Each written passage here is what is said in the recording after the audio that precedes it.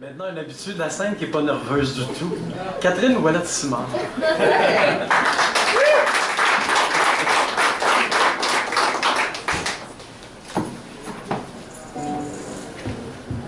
Bonsoir tout le monde.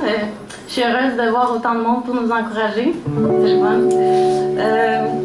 Pour moi, c'est une deuxième belle expérience de publication avec Empire des Marais-Lavigne. Je vais vous partager une réflexion sur la vie. Donc, ça s'intitule « Chacun sa peau ». Je suis douée de vie, depuis ma peau jusqu'à mon cœur. Cette magie requiert que je m'investisse dans ce monde ou que je le laisse m'investir comme preuve de cette volonté d'exister et de me définir.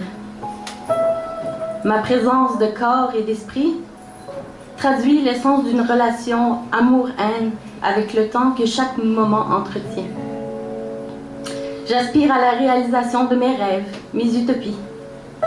Je veux sentir que rien n'est fixe, qu'atteindre mes désirs et les toucher éloigne graduellement les mauvais jours. Mon tambour doit battre pour une idée, illuminer quelqu'un de son rythme, telle une pleine lune chantante dans une nuit noire, gourmande en cauchemar. Tous environs me pénètrent et j'ai l'impression d'embrasser le vide à toute allure, la peur aux entrailles. Saisir les occasions qui s'offrent à nous afin de ne perdre aucun plaisir et se rappeler de chérir les gens qu'on aime avant que le sort ne nous les fauche, prime sur les doutes. Il faut vibrer au son de n'importe quelle musique, ressentir l'immatériel par chaque sens, chaque pore, s'imprégner, se gorger de merveilles autant que de terreur, ne jamais rompre l'équilibre des choses, reconnaître la nature sauvage qui hante l'humain. Toutefois, la réflexion incessante n'arrivera pas à dominer la crainte d'être. Il ne me reste qu'à trouver le courage de changer pour cultiver mon bonheur et courir les joies sans m'arrêter.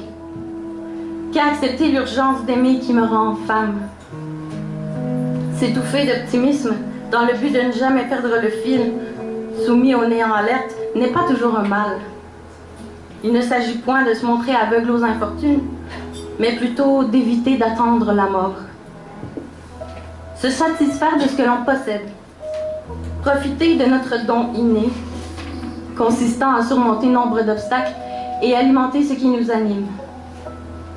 Se dépouiller de la honte, des regrets, du ressentiment nous dénude certainement, mais il faut vaincre l'amertume afin de briser le cycle de l'ennui. Puis en ouvrant la voie à ce qui tente à nous caractériser, nous pourrions renouveler nos objectifs en défiant l'univers ou puiser en nous ces forces indéniables, intarissables, insoupçonnées même. Finalement, relâcher la pression nous autoriserait à regagner cette vie qu'on nous a donnée et à la refaire comme on l'a un jour imaginé.